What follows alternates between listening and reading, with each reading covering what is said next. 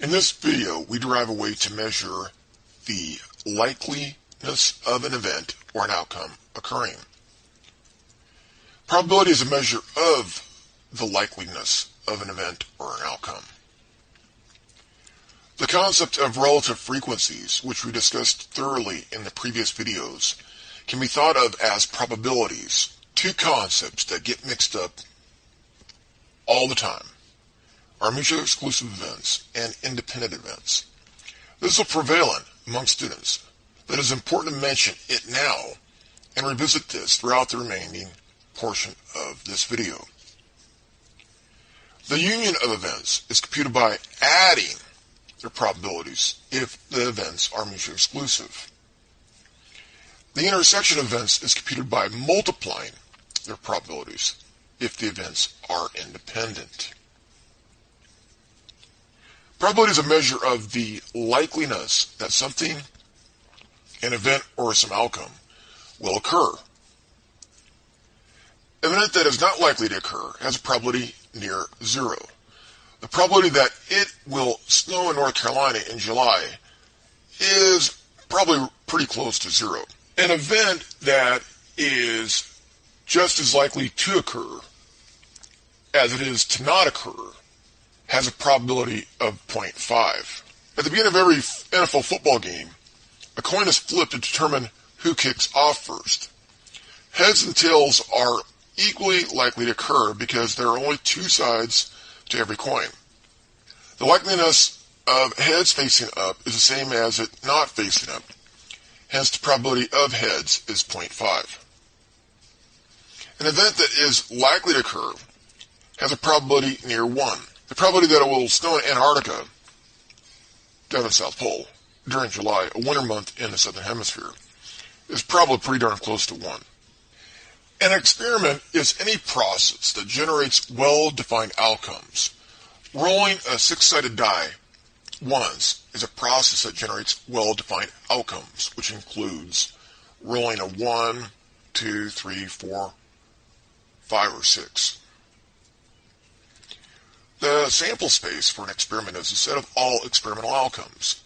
The set of all experimental outcomes for rolling a six-sided die once is the set 1, 2, 3, 4, 5, and 6.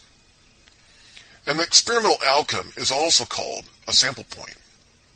Rolling a 2 is an experimental outcome of rolling a six-sided die once. Rolling a 2 is a sample point in this experiment as well. Yada, yada, yada. In this example below, Bradley Investments is considering investing in 2 stocks. Its experience in investing enables it to determine the most likely outcomes of each stock 3 months from now. Investing gains or losses from investing in Markley Oil 3 months from now include making $10,000, making $5,000, breaking even, or losing $20,000. So why are there 4 outcomes? The first outcome, making $10,000 from the investment, might be a result of Markley Oil discovering 3 oil reserves under the ocean using its 3 research and development vessels. The second outcome, making $5,000 from this investment, might be a result of Markley Oil discovering only 2 oil reserves. The third outcome, breaking even on the investment, might be a result of Markley Oil discovering 1 oil reserve, while the fourth outcome, losing $20,000, might be a result of Markley Oil discovering no new oil reserves. Investing gains or losses from investing in Collins Mining 3 months from now include making $8,000 or losing $2,000 on the investment. So why are there 2 investments or outcomes? The first outcome, making $8,000 from the investment, results if the Federal Reserve Bank of the U.S. keeps interest rates low, while the other outcome, losing $2,000, results if the Fed raises interest rates 2.5%. The sample space is the following set: making $18,000, making $8,000, making $13,000, making $3,000, making $8,000, losing $2,000, losing $12,000, or losing $22,000. There are several rules to determine the number of outcomes in any given experiment, which includes the product rule, combinations, and permutations. If an experiment consists of a sequence of k steps, in which there are n1 possible results for the first step, n1 equal 4 in our numerical example because investing in markedly oil has 4 possible outcomes, and 2 possible results for the second step. In our numerical example, Collins mining has 2 possible outcomes, and so on. Then the total number of outcomes is n1 times n2, yada yada yada, times nk, which in our example here would be 4 times 2, which is equal to 8, which is what we found. A helpful graphical representation of a multi-step experiment is a tree diagram. The Bradley Investments example can be viewed as a 2-step experiment, and so k would be equal to 2, because it involves buying 2 stocks, each with a set of outcomes. Investing in markedly oil has 4 possible outcomes for Bradley Investments: making $10,000, making $5,000, breaking even, or losing $20,000. Hence, N1 equals 4. Investing in Collins Mining has 2 possible outcomes for Bradley Investments: making $8,000 or losing $10,000. Hence, N2 equals 2. The product rule says there are 8 possible outcomes of this experiment, this 2-step experiment. The product rule is used to compute the number of experimental outcomes. The tree diagram illustrates this by generating all experimental outcomes. The first stage of the experiment involves the 4 outcomes of investing in markedly oil. The first stage of the tree diagram shows the 4 branches of the tree corresponding to markedly oil. The top branch represents the outcome that results in Bradley Investments making $10,000 from owning markedly oil stock. The next branch represents the outcome of making $5,000 off the investment. The next branch represents the outcome of breaking even on the investment. The bottom branch represents the outcome of losing $20,000 on the investment. The second stage is conditional on the outcome of the first stage. Given Bradley Investment has made $10,000 on its markedly oil investment, either it will make $8,000 from investing in Collins Mining or lose $2,000. If a $10,000 gain occurs in stage 1 and an $8,000 gain occurs in stage 2, the experimental outcome of this branch is Bradley Investments making $18,000 in investments. If $10,000 gain occurs in stage 1, but a $2,000 loss occurs in stage 2, the experimental outcome of this branch is Bradley Investments making $8,000 on its investments. Given that Bradley Investments has made $5,000 on its markedly oil investment, either it will make $8,000 from investing in Collins Mining or lose $2,000. If a $5,000 gain occurs in stage 1 and an $8,000 gain occurs in stage 2, the experimental outcome of this branch is Bradley Investments making $13,000 on its investments. If a $5,000 gain occurs in stage 1, but a $2,000 loss occurs in stage 2, the experimental outcome of this branch is Bradley Investments making $3,000 on its investments. Given Bradley Investments has broken even on its markedly oil investment, either it will make $8,000 from investing in Collins Mining or lose $2,000. If no gain occurs in stage 1 and $8,000 is made in stage 2, the experimental outcome of this branch is Bradley Investments making $8,000 on its investments. If no gain occurs in stage 1, but a $2,000 loss occurs in stage 2, the experimental outcome is losing $2,000.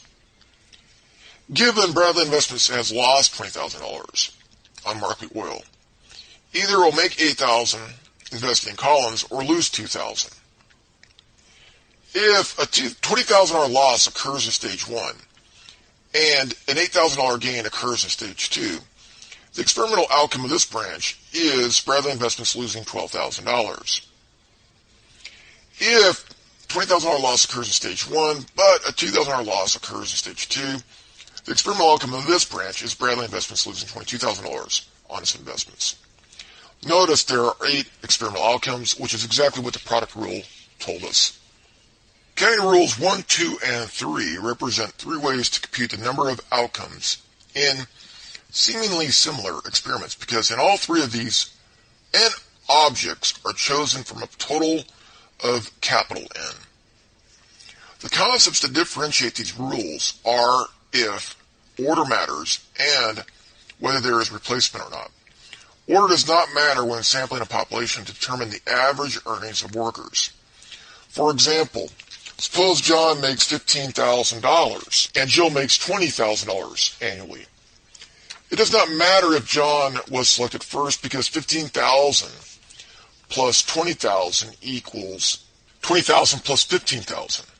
Either way, the sample mean is 17,500. Order and replacement are important in determining the winner of the Powerball lottery. The first 5 numbers can be in any order, but the last number is the Powerball, which must be chosen last.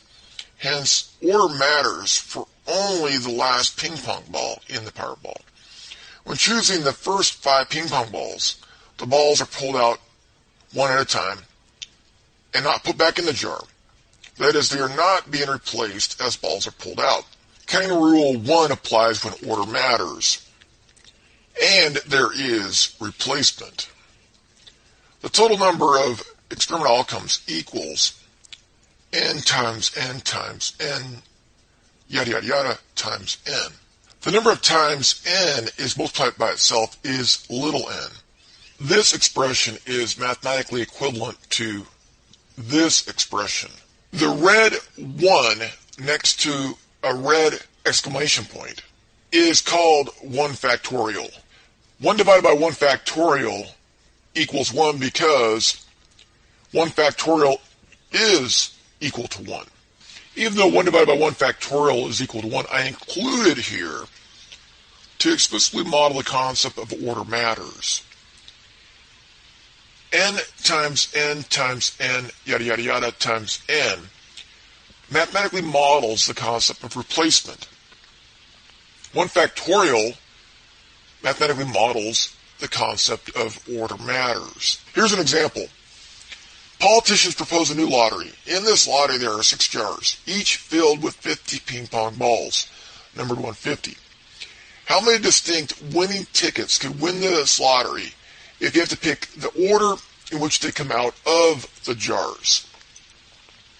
Since order matters and there is replacement, the total number of experimental outcomes equals 50 times 50 times 50 times 50 times 50 times 50 times 1 divided by 1 factorial. This down here is equal to 1. 1 divided by 1 is 1.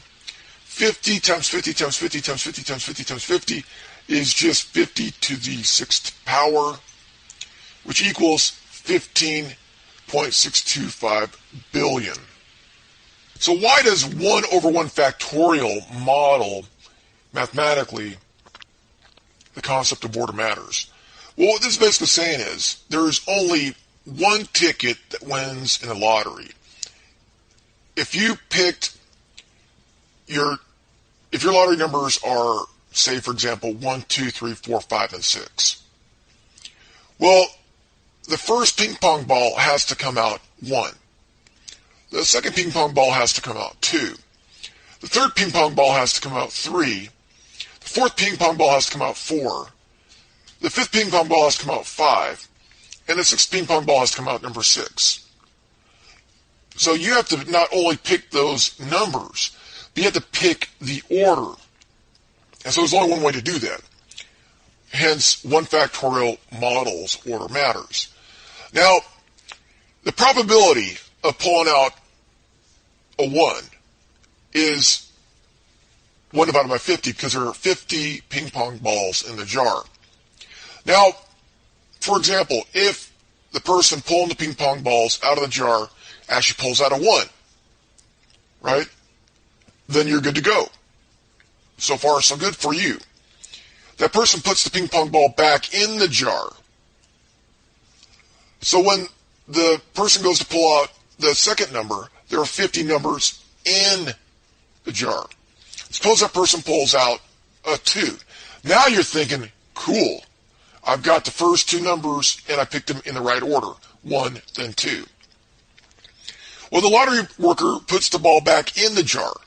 So on the third number, there are 50 things to choose from, which is why this is 50 here.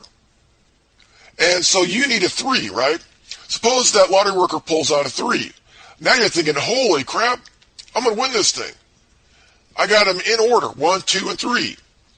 The lottery worker puts that 3 back in the jar. Now there are 50 balls in the bucket again. Suppose that lottery worker pulls out a 4. Well, they have 50 things to choose from, which is why that is 50. They put that number back in.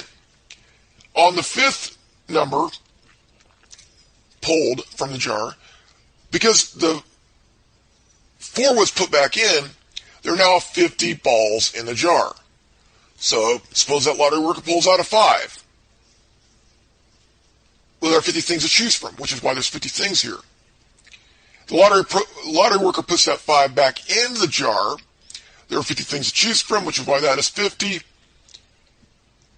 Suppose the lottery worker pulls out a 6. You've just picked the order and the numbers. And there are 15.625 billion different ways to pull 6 numbers out where order matters and there's a replacement. This is just an application of the product rule.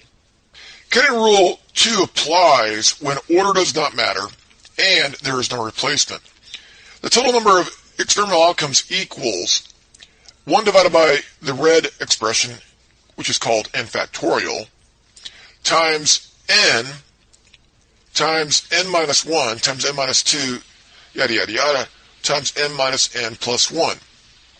N factorial mathematically models order does not matter. The n times n minus 1 times n minus 2, yada yada yada, n minus n plus 1 models no replacement. So why does this model no replacement? Well, here there are n things in a jar. So you have n things to choose from. When you pull 1 out of the jar, you're left with 1 fewer in the jar. When you do that again, you're left with 2 fewer in the jar, yada yada yada. So we're not putting things back into the jar in this experiment because we're choosing little n items from a jar containing big N items. We have n factorial here, and then we have n of these products. So if little n were 6, we'd have n times n minus 1 times n minus 2 times n minus 3 times n minus 4 times n minus 5. N factorial is equal to n times n minus 1 times n minus 3 times n minus 4 times n minus 5 times yada yada yada times 4 times 3 times 2 times 1. If little n is 6, because we're choosing 6 things from capital N items, n factorial would be equal to 6 times 5 times 4 times 3 times 2 times 1, which equals 720. What does that 720 mean? Well, that means there are 720 ways to order the 6 distinct numbers that you chose, which is why this right here, n factorial, mathematically models order does not matter.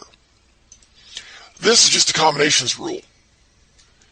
N factorial divided by n minus n factorial is this green expression. And then the n factorial here corresponds to this n factorial there. In this state lottery example, there is just one jar filled with 50 ping pong balls, each numbered 1 to 50. How many distinct lottery tickets could win this lottery if the order of the balls does not have to be picked?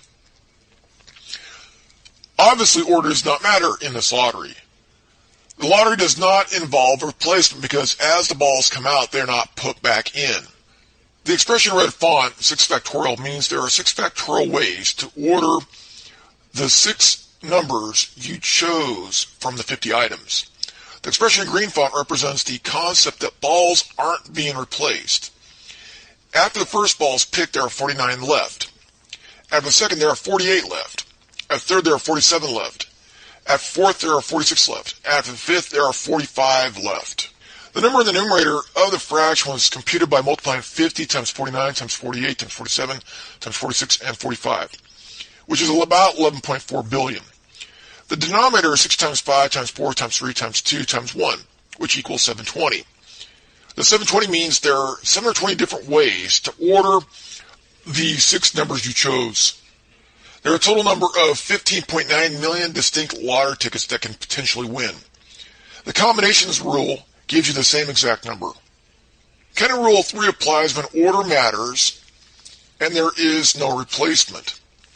The total number of experimental outcomes equals 1 divided by 1 factorial times n times n minus 1 times n minus 2, yada yada yada, times n minus n plus 1.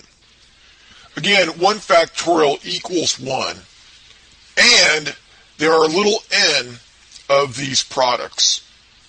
This is the permutations rule. The green expression models no replacement. The red expression models order matters. 1 factorial equals 1, which means there's only one way to win. On the first trial, there is big N things in the bucket. The second trial, there's 1 less. The third trial is there are 2 fewer in the bucket, yada yada yada. If we divide n factorial in the permutations equation by n minus n factorial, we get this green expression. And then I added the 1 factorial in there, which is not shown in the textbook, to make sure that you understand that permutations applies when order matters. In this state lottery example, there is 1 jar filled with 50 ping pong balls, numbered 1 to 50. How many distinct lottery tickets could win this lottery if the order of the balls must be chosen, along with the winning numbers? Obviously, order matters in this lottery. The lottery does not involve a replacement because as the balls come out, they're not put back in. The expression in red font, 1 factorial, means there's only one way to win if you pick the 6 winning numbers, and that is by picking the order in which they come out of the jar. The expression in green represents the concept that the balls aren't being put back in. After the first ball is chosen, there are 49 left to choose from. After the second is picked, there are 48 to choose from. After the third is picked, there are 47 to choose from. After the fourth is picked, there are 46 to choose from. After the fifth is picked, there are 45 to choose from. So the lottery worker is not putting the balls back into the jar. The number of distinct tickets that can potentially win is found by multiplying 50 by 49 by 48 by 47 by 46 and by 45, which equals about 11.4 billion. The permutation rule gives you the same exact number. There are several ways probabilities are assigned. The first is the classical method. It assigns probabilities based on the assumptions of equally likely outcomes, which means you and LeBron James are equally likely to be picked to participate in the current population survey, this CPS. The CPS is used to compute the nation's monthly unemployment rate. Probabilities can be assigned using relative frequencies too. This is done by assigning probabilities based on experimentation or historical data. The subject method is another way. It assigns probabilities based on professional judgment or experience. Rolling a die once demonstrates how the classical method works. If an experiment has n possible outcomes, the classical method would assign a probability of 1 over n to each outcome. If the experiment is rolling a 6-sided die once, the sample space is the set. 1, 2, 3, 4, 5, 6, because the die has one of these numbers on each of its sides. If the die is fair, each outcome is equally likely to occur. Since the die has 6 sides and equals 6, and the probability of each outcome is 1 over 6. In the state lottery example, there are 6 jars, each of which is filled with 50 ping pong balls numbered 1 to 50. What is the probability of winning this lottery if you have one ticket and must pick the order in which the balls come out of the jars? Recall that there were 15.625 billion distinct tickets in this lottery. The probability of winning this lottery with one ticket and no duplicate tickets were printed, the probability would be 1 divided by 15.625 billion, or 0.0000000064. In this state lottery example, there is one jar filled with 50 ping pong balls numbered 1 to 50. What is the probability of winning this lottery if you have one ticket and don't have to pick the order of the balls? Recall that there were about 15.8 million distinct tickets in this lottery. The probability of winning this lottery with one ticket and no duplicates were printed is found by dividing 1 by 15.89 million, or 0.000000629, something like that. In this state lottery example, there is just one jar filled with 50 ping pong balls numbered 1 to 50. What is the probability of winning this lottery if you have one ticket and must pick the order in which they come out of the jars? Recall that there are about 11.4 billion distinct tickets in this lottery. The probability of winning this lottery with one ticket and no two lottery tickets being the same is found by dividing 1 by 11.4 billion, or 0.000000000874. Probabilities can be assigned using relative frequencies, which is done using experimentation or historical data. In this example, Lucas Tool Rental would like to assign probabilities to the number of car polishers it rents each day. Office records show the following frequencies of daily rentals for the last 40 days. 0 polishers were rented on 4 different days. 1 polisher was rented on 6 different days. 2 polishers were rented on 18 different days. 3 polishers were rented on 10 different days. And 4 polishers were rented on 2 different days. The probabilities are simply the relative frequencies. The probability of 0 car washers rented is found by dividing the frequency of 4 by the sample size of 40, which is 0.1. The probability of 1 car washer rented is found by dividing the frequency of 6 by the sample size of 40, which is 0.15. The probability of 2 car washers rented is found by dividing the frequency of 18 by the sample size of 40, which is 0.45. The probability of 3 car washers rented is found by dividing the frequency of 10 by sample size 40, which is 0.25. The probability of 4 car washers rented is found by dividing the frequency of 2 by sample size 40, which is 0.05. The probabilities add up to 1.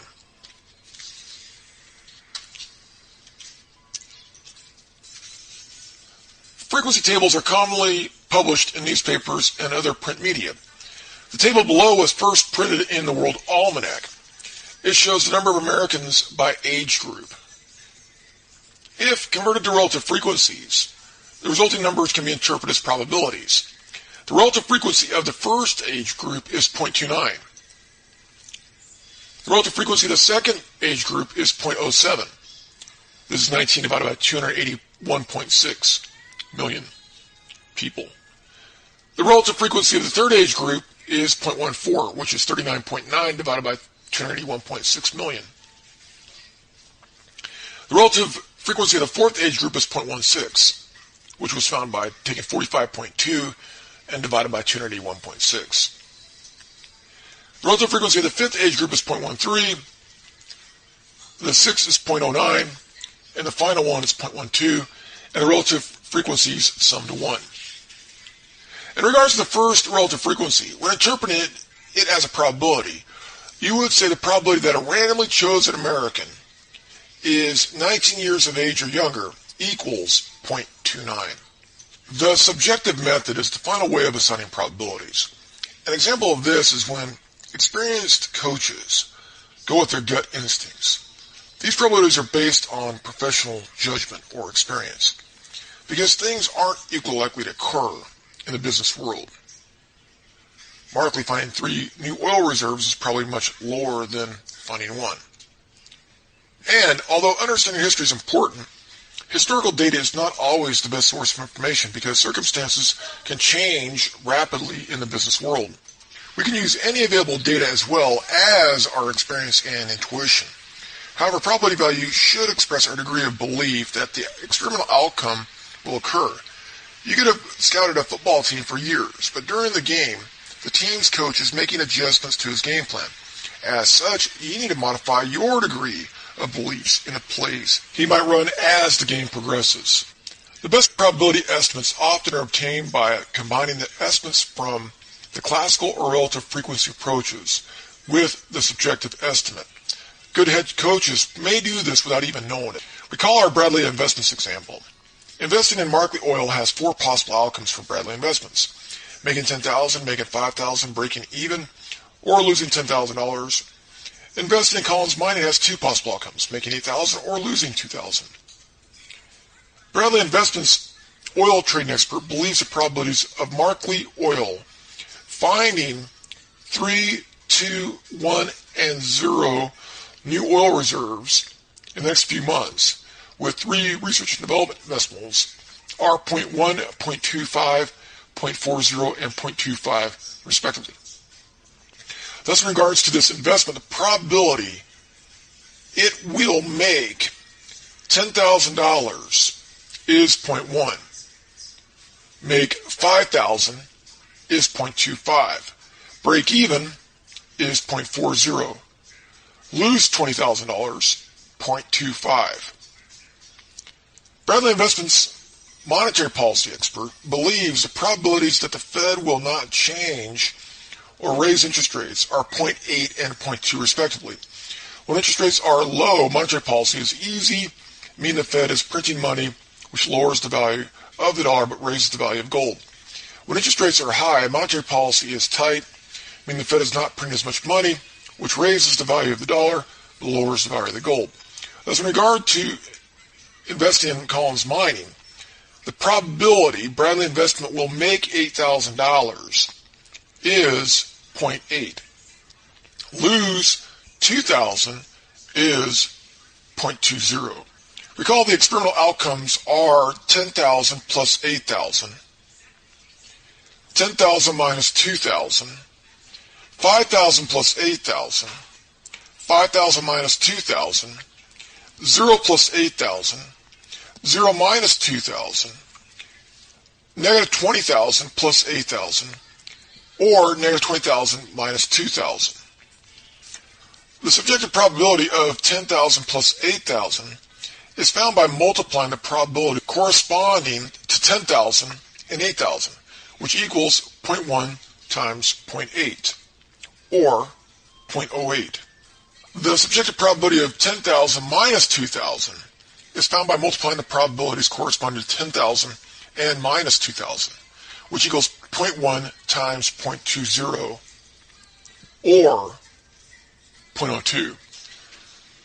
The subjective probability of 5,000 plus 8,000 is found by multiplying the probabilities corresponding to 5,000 and 8,000, which are 0.25 and 0.80, which equals 0.20.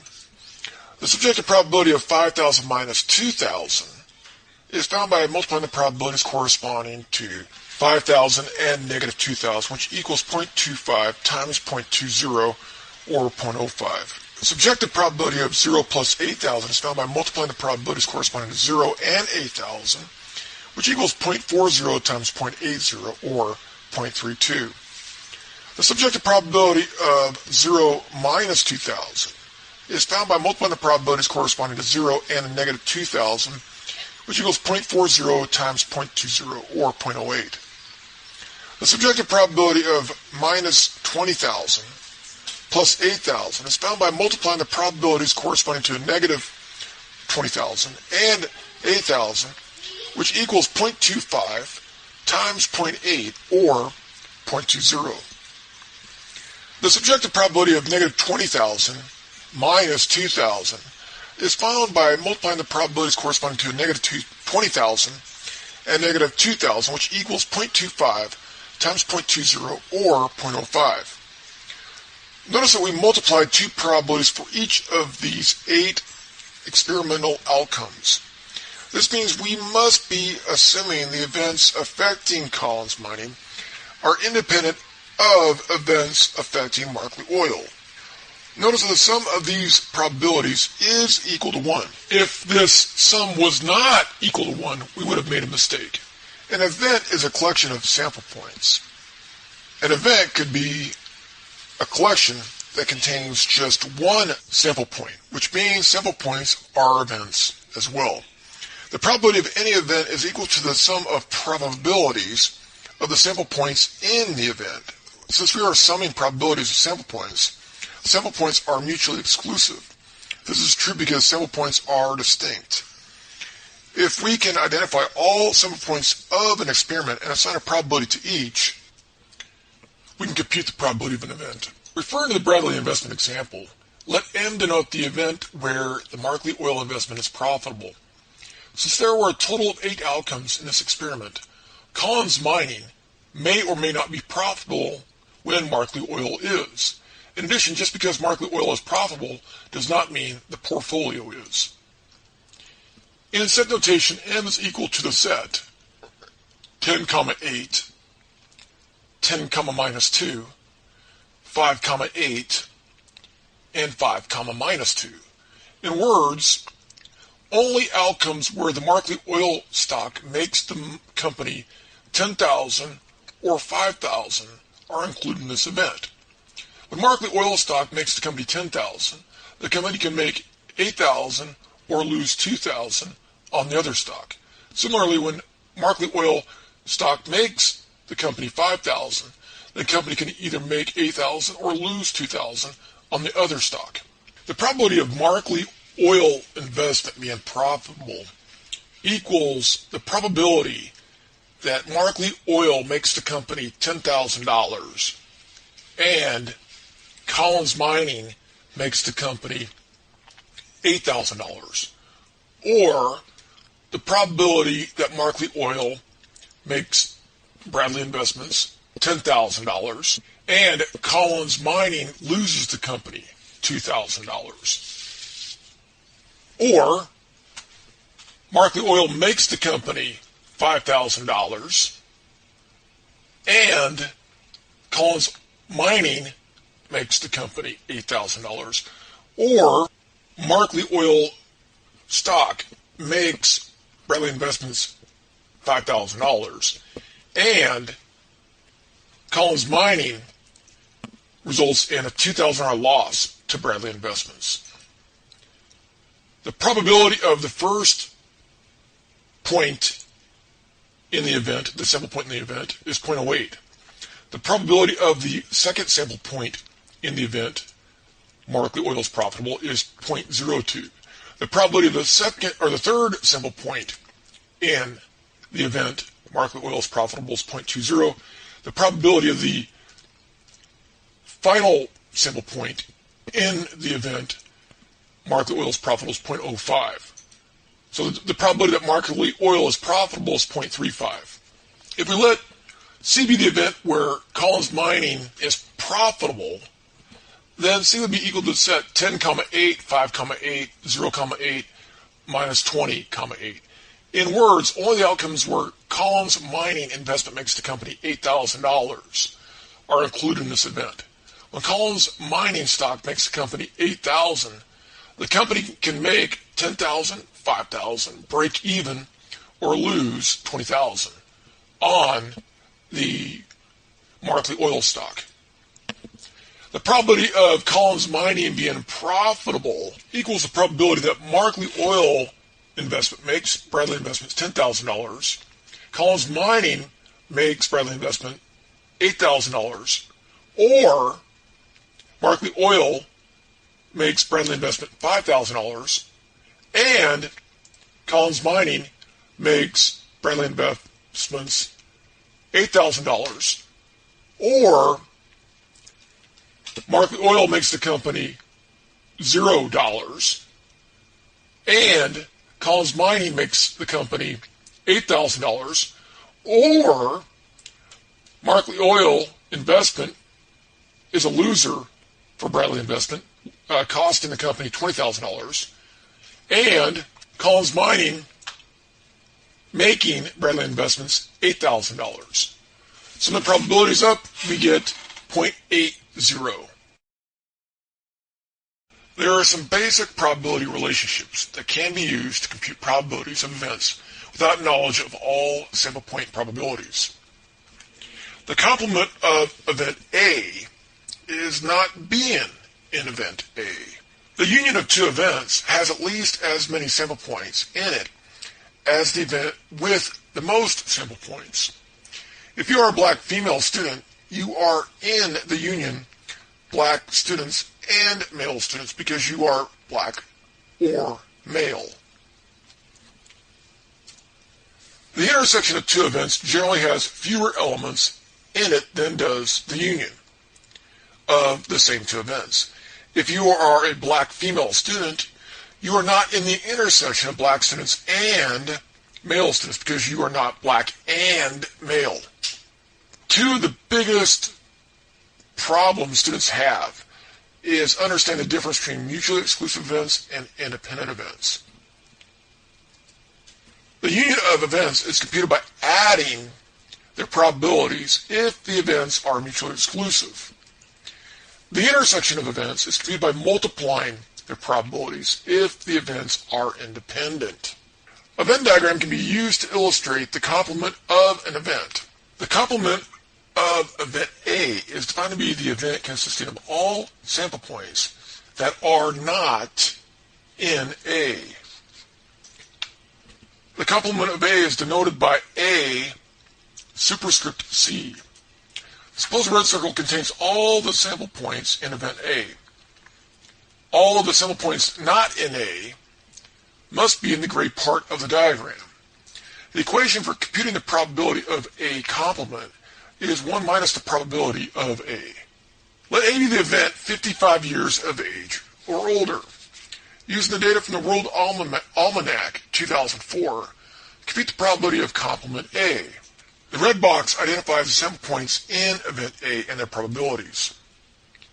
The probability of A is the sum of its sample points probabilities, 0.09 and 0.12, which is 0.21. The gray box identifies the sample points not in A and their probabilities. The probability of A complement can be computed directly by summing up the 5 sample point probabilities in the gray box, which is 0.79. Using the equation for the complement, the probability of event A's complement is 1 minus the probability of event A, which is 1 minus 0.21 or 0.79. A Venn diagram can be used to illustrate the intersection of two events. The intersection of events A and B is the event consisting of all sample points that are in A and B. The intersection of A and B is denoted by A intersect B. Suppose the circle on the left contains all of the sample points in event A, while the circle on the right contains all the sample points in B. All the sample points that are in A and B are in the red overlap area called the intersection. Since events A and B intersect, the probability of their intersection, the probability of A and B, is not equal to 0.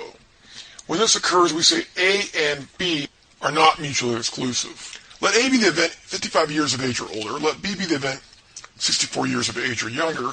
Compute the probability of A and B. The blue box identifies the sample points in event A and the probabilities of the sample points. The probability of A is the sum of the sample points, which is 0.21. The pinkish box identifies the sample points in event B and the sample points probabilities. The probability of B is the sum of its sample points probabilities, which is 0.88. The darkest box is the overlap of the two events. This box identifies a sample point that is in the intersection of A and B. The probability of A and B is 0.09, which is why we have this in red and that in red. A Venn diagram can be used to illustrate the intersection of two mutually exclusive events. The intersection of events A and C is the event consisting of all sample points that are in A and all sample points in C. The intersection of A and C is denoted A intersect C. If the circle on the left contains all of the sample points in event A, and the one on the right contains all of the sample points in C, then these two circles do not overlap, which means that none of the sample points that are in A are in C. Hence, the intersection is empty. When events A and C do not intersect, the probability of their intersection, probability of A and C, is equal to 0. When this occurs, we say A and C are mutually exclusive. Let A be the event 55 years of age or older. Let C be the event 24 years of age or younger. Compute the probability of A and C. The blue box identifies the sample points in event A and their probabilities. The probability of A is the sum of its sample points probabilities, which is 0.21. The pinkish box identifies the sample points in C and their probabilities. The probability of C is the sum of its sample points probabilities, which is 0.36. Since the two boxes do not overlap, they do not share sample points. This means there are no sample points in the intersection of A and C. Thus, the probability of A and C equals 0. And A and C are called mutually exclusive events. A Venn diagram can be used to illustrate the union of two events. The union of events A and B is the event consisting of all sample points that are in A or in B. The union of events A and B is denoted by A union B. Suppose the circle on the left contains all of the sample points in event A, while the circle on the right contains all the sample points in event B. All the sample points that are in A or B are in the union of these events. The probability of A union B is equal to the probability of A plus the probability of B minus the probability of their intersection, which is not 0 because A and B overlap. This is the addition law for non-mutually exclusive events. Let A be the event 55 years of age or older. Let B be the event 64 years of age or younger. Compute the probability of A or B. The blue box identifies the sample points in event A and their probabilities. The probability of A is the sum of its sample points probabilities, which is 0.21. The pinkish box identifies the sample points in event B and their probabilities. The probability of B is the sum of its sample point probabilities, which is 0.88. If we simply add these two probabilities together, the result is larger than 1. Probabilities cannot be larger than 1. It's larger than 1 because the intersection probability is 0.09. It was counted twice. It was counted once here and once here. Thus, when the intersection probability is not 0, we must use the addition law for non-mutually exclusive events, which is the probability of A plus the probability of B minus the intersection probability. The probability of A union B equals 0.21 plus 0.88 minus 0.09, which is equal to 1. This makes sense because everybody is either 55 years of age or older or 64 years of age or younger. A Venn diagram can be used to illustrate the union of two mutually exclusive events. The union of events A and C is the event consisting of all points that are in A or C. The intersection of A and C is denoted A union C. Suppose the circle on the left contains all the sample points in event A, and the circle on the right contains all the sample points in event C. Notice that these circles do not overlap. This means that none of the sample points that are in A are in C. Hence, their union includes all events in both, with none of the events being counted twice because there is an intersection, because the intersection is empty. The probability of A or C is equal to the probability of A plus the probability of C minus the probability of A and C, which is 0 because A and C do not intersect. Thus, the probability of A or C simply equals the probability of A plus the probability of C because the two events are mutually exclusive. This is the addition law for mutually exclusive events. Let A be the event 55 years of age or older. Let C be the event 24 years of age or younger. Take the probability of A or C. The blue box identifies the sample points in A and their probabilities. The probability of A is the sum of its sample point probabilities, which is 0.21. The pinkish box identifies the sample points in C and their probabilities. The probability of C is the sum of its sample point probabilities, which is 0.36. To compute the probability of A or C, we simply add their probabilities because the intersection of A and C contains no sample points, meaning the probability of A or C is equal to 0.57. The probability of an event given that another event has occurred is called a conditional probability. Conditional probability was introduced in Chapter 2 when we constructed cross-tabulation tables and discussed Simpson's paradox. The conditional probability of A given B is denoted by the probability of A given B. The vertical line between A and B means given. The use of the symbol is similar to the U-shaped symbol in the probability of A union B, or the upside-down U-shaped symbol in the probability of A intersect B. The U-shaped symbol means or, while the upside-down U-shape means and. The conditional probability is computed as follows. Probability of A given B equals the probability of A and B divided by the probability of B. B. B. Given B means we're dividing by the probability of B.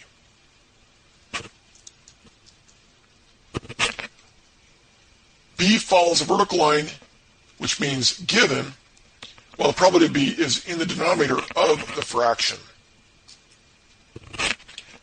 The hypothetical example below shows how many black and white workers are hired or not at Big Mart.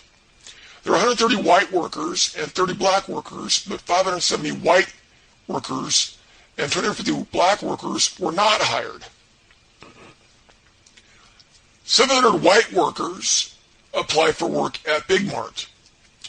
280 black workers apply for work at Big Mart. 160 workers were hired by Big Mart. 820 were hired by Big Mart. There were a total of 980 applicants that want to work at Big Mart. The probability that a randomly picked applicant is white is equal to 700 white applicants divided by 980 applicants, which is equal to 0.7143. The probability that a randomly picked applicant is hired and is white is equal to 130 white applicants divided by 980 applicants, which is equal to 0.1327. The probability that a randomly picked applicant is hired, given he is white, is equal to the probability that a randomly picked applicant is hired and white, divided by the probability that a randomly picked applicant is white. White is behind the line. White is below the line.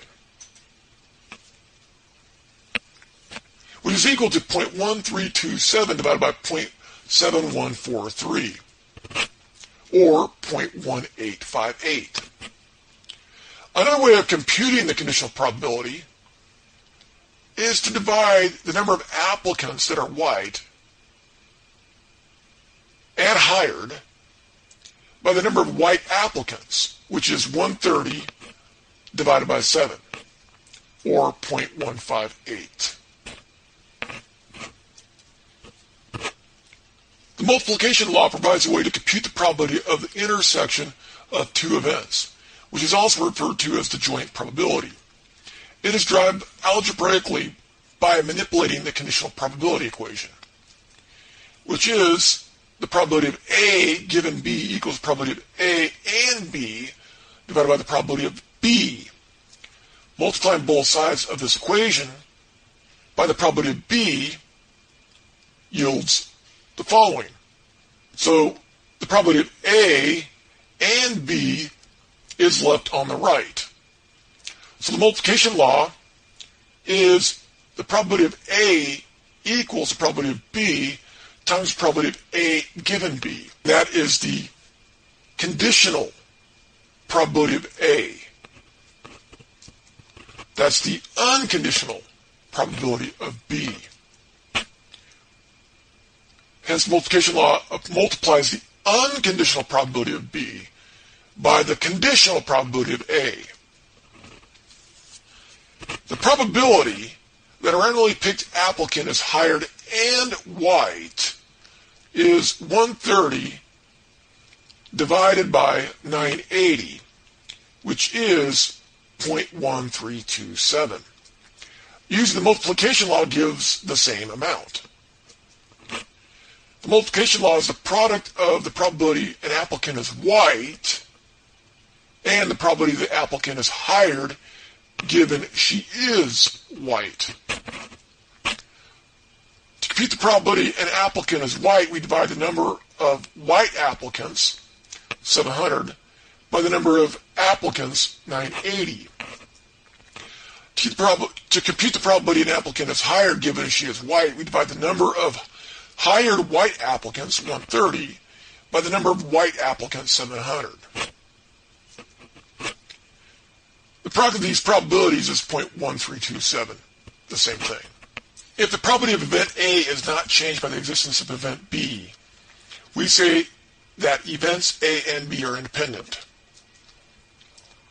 The statistical definition of independent events is two events A and B are independent if the probability of A given B is equal to the probability of A, or the probability of B given A is equal to the probability of B.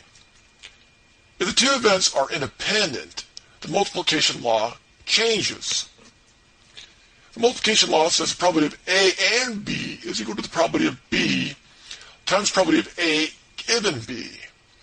However, since A and B are independent, the probability of A given B equals the probability of A. So the multiplication law for independent events says the probability of A and B is equal to the probability of B times the probability of A, which was one of the very first things we talked about in this chapter. A hypothetical example below shows how many men and women at an economics research think tank were either promoted or not. There were 100 men and 20 women that were promoted, but 500 men and 100 women were not. 600 male economists work at the research think tank.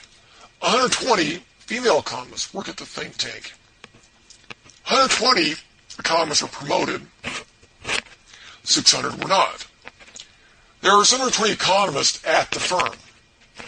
The probability that a randomly picked economist is promoted is equal to 120 promoted divided by 720 economists, which is 0.1667. The probability that a randomly picked economist is promoted, given the economist is a man, is equal to 100 male economists that were promoted divided by the 600 male economists at the firm, which is equal to 0.1667. Since these probabilities are equal, getting a promotion and being a male are independent events at this think tank.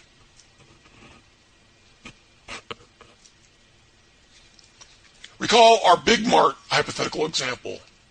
The probability that a randomly picked applicant is hired is equal to 160 hired by 980 applicants, which is equal to 0.1633. The probability that a randomly picked applicant is hired, given the applicant is black, is equal to 20 black applicants that were hired divided by the 280 black applicants, which is equal to 0.1071. Since these probabilities are not equal, getting hired and being black are not independent events. Bayes' theorem tells us about how the probability of something changes when we learn information. In the example that follows, we know from a drug lab's claim the probability of testing positive given the employee is a druggie. Since the company fires druggies, we would rather know the probability that an employee is a druggie given he or she tested positive for drug use. To compute the latter, we need additional information. For example, the false positive rate from the drug lab and prevalence of drug use among our employees. We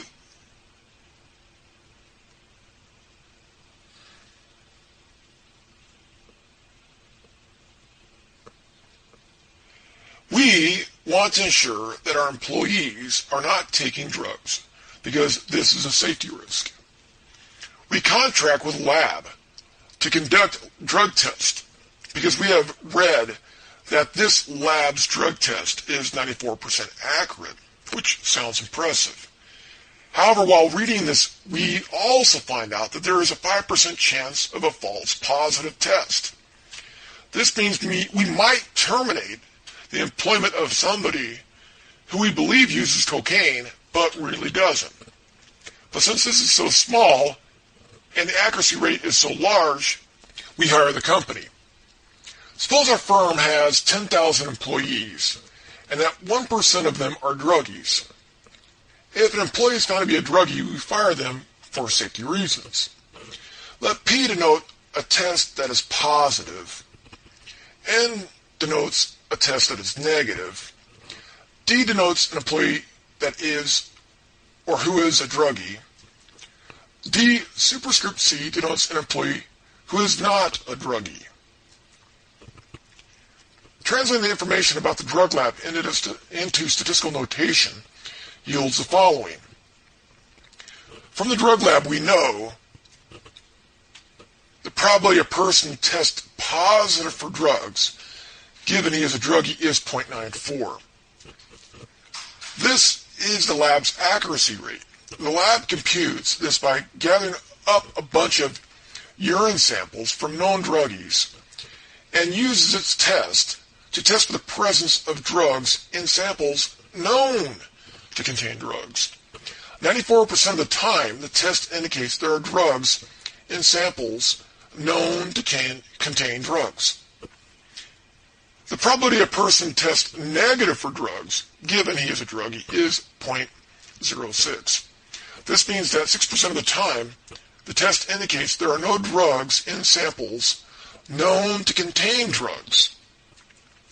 The probability a person tests positive for drugs, given he is not a druggie, is 0.05.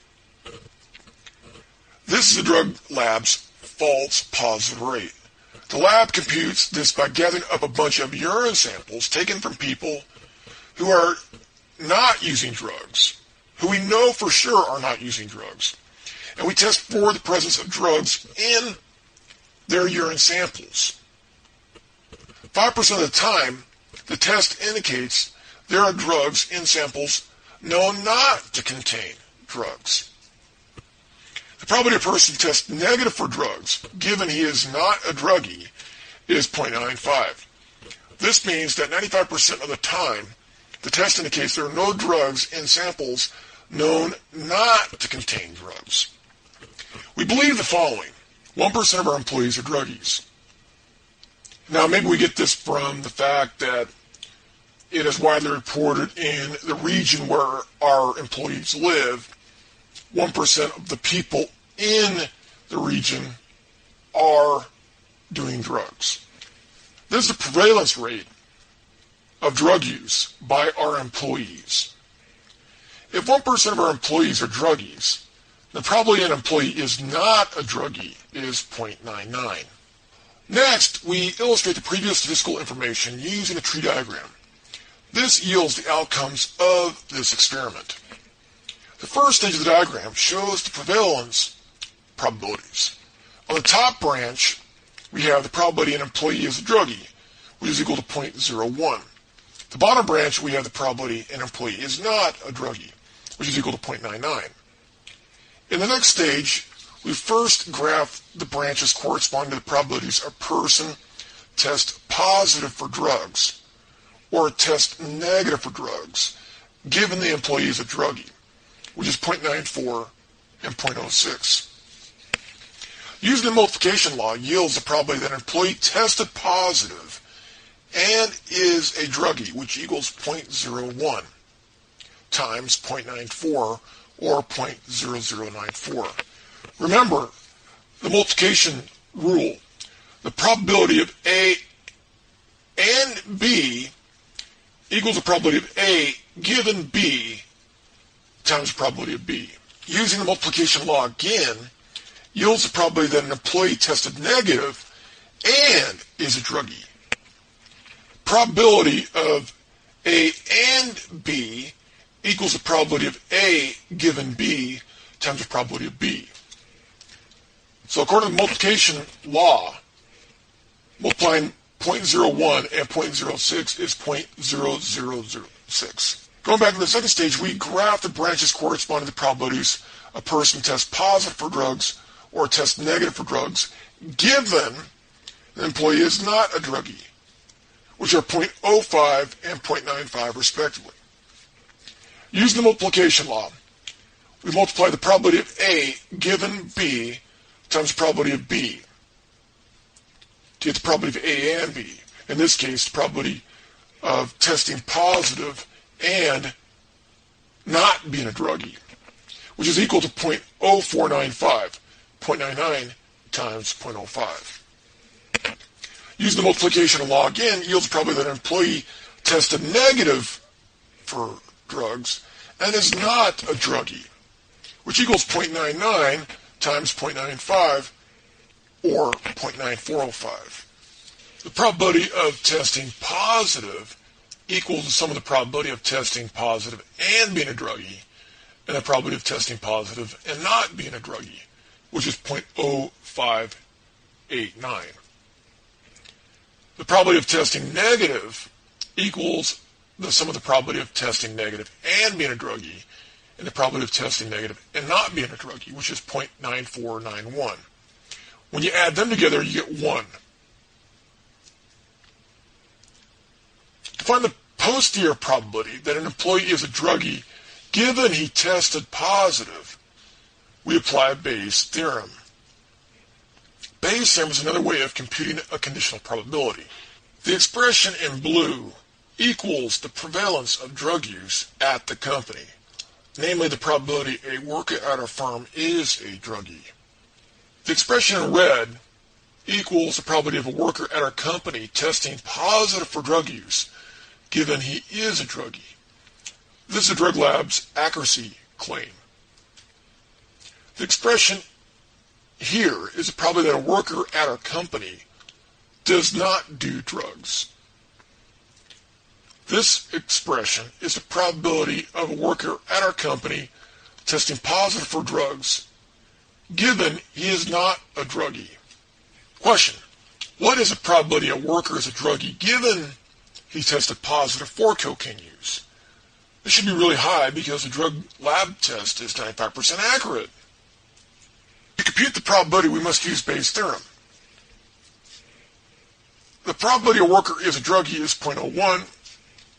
The probability a worker at our company tested positive for drugs, given he is a druggie, is 0.94. The probability a worker is not a druggie is 0.99. The probability a worker at our company tested positive for drugs, given he is not a druggie, is 0.05. The probability a worker is a druggie and tested positive for drugs is 0.0094. The probability a worker is not a druggie and tested positive for drugs is 0.0495. The probability a worker is a druggie and tested positive for drug use is 0.0094. The probability a worker tested positive for drug use is 0.0589. The probability a worker is a druggie given he tested positive for cocaine use is 0.1596. This is much lower than one might have expected, given the drug lab's test is 95% accurate. This means that of all the workers that tested positive for drug use, only 16% are actually druggies. Question: what is the probability a worker is not a druggie given he tested positive for cocaine use? This should be really low because the drug lab's test is 95% accurate. To compute the probability, we must use Bayes' theorem. The probability a worker is not a druggie is 0.99. The probability of a worker at our company testing positive for drug use, given he is not a druggie, is 0.05. The probability a worker is a druggie is 0.01. The probability a worker tested positive for drug use, given he is a druggie, is 0.94. The probability a worker is not a druggie and tested positive for drug use is 0.0495. The probability a worker is a druggie and tested positive for drug use is 0.0094. The probability a worker is not a druggie and tested positive for drug use is 0.0495. The probability of a worker testing positive for drug use is 0.0589. The probability a worker is not a druggie, given he tested positive for cocaine use, is 0.8404. This is pretty high. That means of all the workers that test positive for drug use, 84% aren't druggies. The hypergeometric probability distribution is very similar to the binomial. In fact, as a population gets larger, the two get closer. The binomial probability function's four properties are: number one, the experiment consists of a sequence of n identical trials. 2, outcomes, success or failure, are possible on each trial. 3, the probability of success denoted P does not change from trial to trial. Number 4, the trials are independent. The hypergeometric distribution's first two properties are identical to binomials' first two. Its third and fourth properties are similar to binomials, but a little different. Number 3, the probability of a success changes from trial to trial. Number 4, the trials are not independent. The hypergeometric probability distribution function is R choose X times n minus R choose n minus X divided by big N choose little n, where f of x is the probability of x successes in n trials, which is the same interpretation in binomial. N is the number of trials, which is the same as in binomial. Capital N, number of elements in the population. R is the number of elements in the population labeled successes. If n is large, the hypergeometric is binomial with the probability of success equal to r divided by big N. R choose x is the number of ways x successes can be selected from a total of r successes that are in the population. Suppose there are 7,500 male students that have game or can play basketball that have attended the university over the last 10 years. If you pick 5 male names from the campus directory at random, and 3 of the 5 have game, then x would be 3 and r would be 7,500. Big N minus r, choose little n minus x, is the number of ways little n minus x failures can be selected from a total number of n minus r failures in the population. If 7,500 of the 50,000 male students who have attended the university over the last 10 years had game, then 42,500 of those male students did not have game. So n minus r would be 42,500. If 3 of the 5 randomly chosen male students you picked from the campus directly have game, then 2 of the 5 do not have game. So n minus x would be 2. Big N choose little n is the number of ways little n can be selected from the population of size big N. If 50,000 male students have attended the universities over the last 10 years, and 5 male students are randomly chosen from the campus directory, then big N is 50,000 and little n is 5. In this example, Bob has mistakenly dropped 4 bad batteries in a kitchen drawer that contains a bunch of miscellaneous tools and other junk, along with 6 good batteries. The 10 batteries that are now in the drawer are never ready brand batteries. Bob now randomly selects 3 batteries for his cordless beard shaver. What is the probability he selects 1 good battery? This is a hypergeometric problem because the population is very, very small. It's 10. Had there been 1,000 batteries in this drawer, you could have used the binomial distribution. Note, with 1,000 batteries in the drawer, if you use the hypergeometric distribution, you'll get the same exact number as the binomial, because as the population, capital N, gets bigger and bigger and bigger, hypergeometric becomes binomial. To calculate the probability of getting 1 good battery when 3 are selected is found by plugging in x, which in this case equals 1, the number of good batteries selected. N minus x equals 2 here, because we picked 3 out of the drawer, and only 1 is good. That means 2 of the batteries are bad. We, again, picked 3 batteries out of the drawer because we need 3 for the beard shaver. So N is 3. R is the number of good batteries in the drawer, in the population. When we pull 3 out, that's a sample, N equals 3. But we're picking that 3 from the 10 batteries that are in the drawer, and 6 of them are good. N minus R is the number of bad batteries in the drawer, and N equal 10 is the number of batteries in total in the drawer. Plugging those numbers into the hypergeometric probability distribution function gives that, which simplifies to that, which ends up being 6 times 6 divided by 120, which is 0.30. So the probability of getting 1 of 3 of the batteries selected good is 0.3000. The mean of hypergeometric is n times r divided by capital N. Now remember, if n is really, really large, r is going to be really, really large. R is the number of successes, n is population size. So if n is big, r is probably going to be pretty big too. R divided by n is just p. So this is just n times p. So hypergeometric and binomial have the same expected value. The variance is a little different. Remember, this, you can think of this as p, so we have 1 minus p. So this part of the variance is the same as binomial. However, this is not equal to 1 unless n is very large. If capital N is really, really big relative to the number in the sample, then this is going to be close to 1. So the mean in the never-ready battery example is equal to 3 times 6 divided by 10. 6 divided by 10 is a probability of success on that first trial, which is 1.8.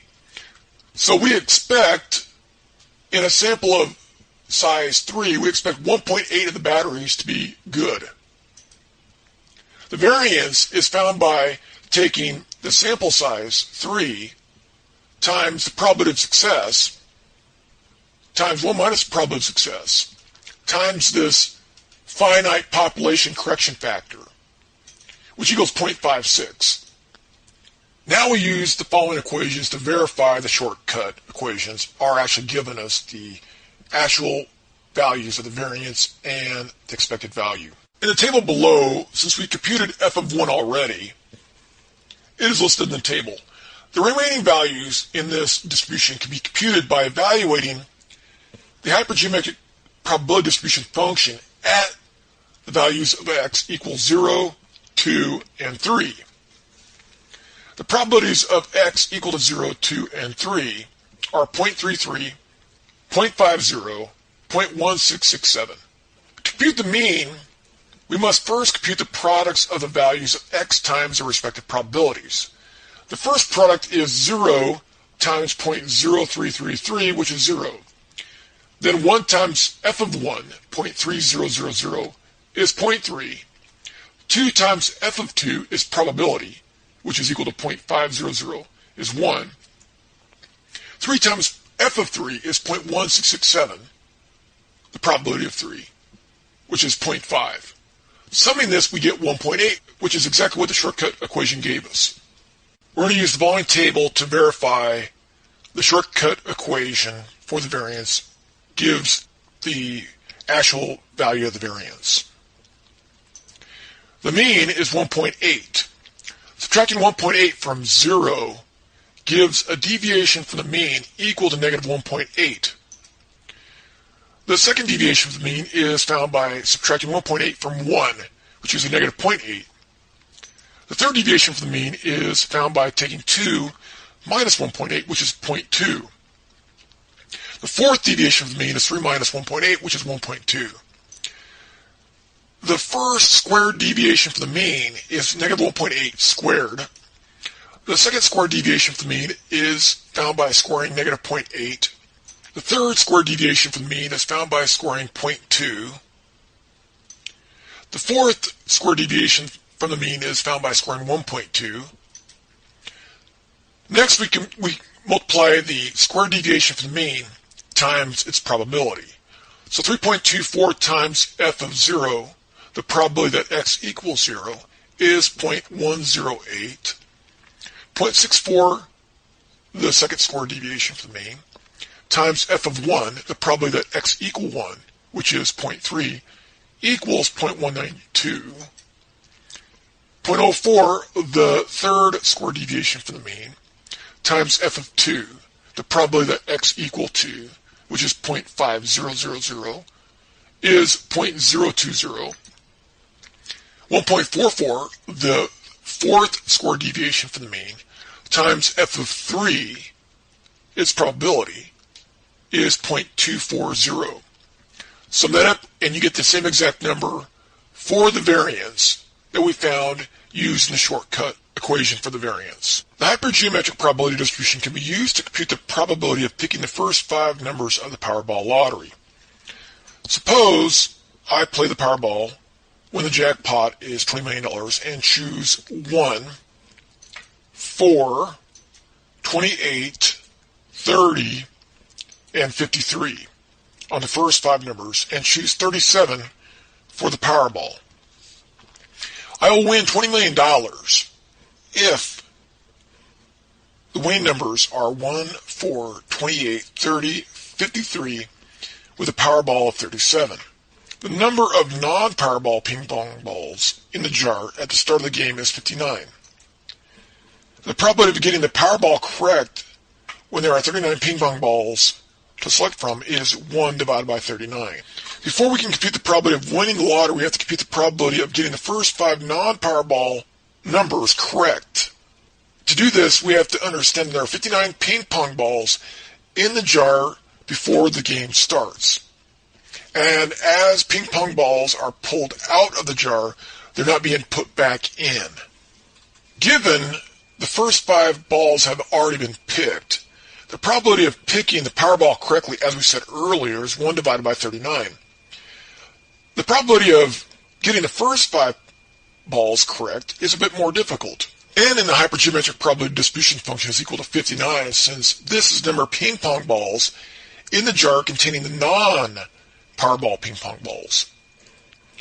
R is in the hypergeometric probability distribution function is equal to 5, since 5 of the 59 have to be winners. N in the hypergeometric probability distribution function is equal to 5, since you pick 5 balls from this jar. X in the hypergeometric probability distribution function is equal to 5, since 5 of the ones that you picked have to be winners. Substituting these numbers into the function yields 5 choose 5, which equals 1, times 54 choose 0, which equals 1, divided by 59 choose 5, which equals 5,006,386. In the numerator, we have 1 times 1, which is 1. In the denominator, we have 5,006,386. So the probability of getting the first 5 numbers right is 0.0000001997. So the probability of getting all 6 balls correct is the probability of getting the first 5 right and the Powerball correct. Now, at the beginning of this chapter, I said the single most important concept, one of them in this chapter, is if I'm talking about 2 events, event A, and then event B, and event A, these 5 balls are correct, and B, this ball is correct.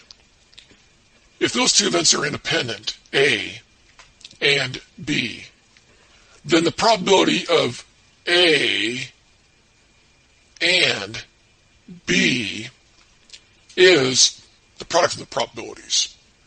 So the probability the first 5 balls are correct and the Powerball is correct is equal to the probability that the first 5 are correct times the probability that the Powerball is correct. So we get a number that's even closer to 0.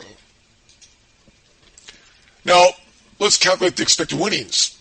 If you get the first 5 and the Powerball correct, we used this equation to calculate the expected winnings. Now, the probability of winning is a number close to 0. This number here. Now, if we win, we had to pay $1. We get $20 million minus $1. Now, if we lose, this is the probability. It's found by subtracting this from 1. And so this is the probability of losing. And if we lose, well, we lose $1. So we take how much money we pay to play times the probability of losing plus the amount of money we win minus $1 times the probability of winning. And we get negative 90 cents. So what does this mean? Well, it means if you play $1 every week for the rest of your life, you're voluntarily paying taxes of 90% on every $1 you spend to buy a piece of paper. Now, if the Powerball jackpot goes up to $30 million because nobody won last week, then the expected payout goes down. It gets less negative because the government needs to entice you to gamble your $1. If the Powerball is $20 million and you pay $10 a week to play the lottery and you play 50 weeks a year, maybe you take 2 weeks off for vacation. You're going to spend $500 a year on the lottery. So you're going to spend a total of $25,000 over the course of 50 years. We'll assume the inflation rate is 0%. Now, with this expected payout of negative 90 cents, what that means is you're going to spend $25,000. You're going to lose $22,500 over the course of that 50 years. Now, if you had invested the $500, again, assuming there's no inflation, if you invested $500 a year for 50 years, every year you put that $500 into an account, earning, say, 10%. Well, over the course of the 50-year period, at 10% annually, that $500 turns into about $640,000. Now, instead, if you had invested in something that was only paying you, say, 5%,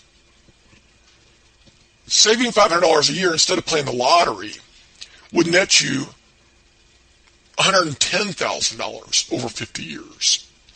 So you can play the lottery, lose $22,500, or you can invest that money and you're going to make $110,000 at 5% or about $640,000 at 10%.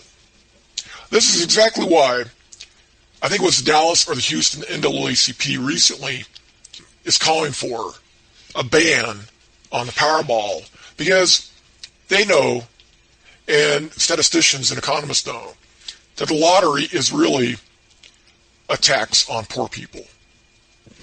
A voluntary tax on poor people.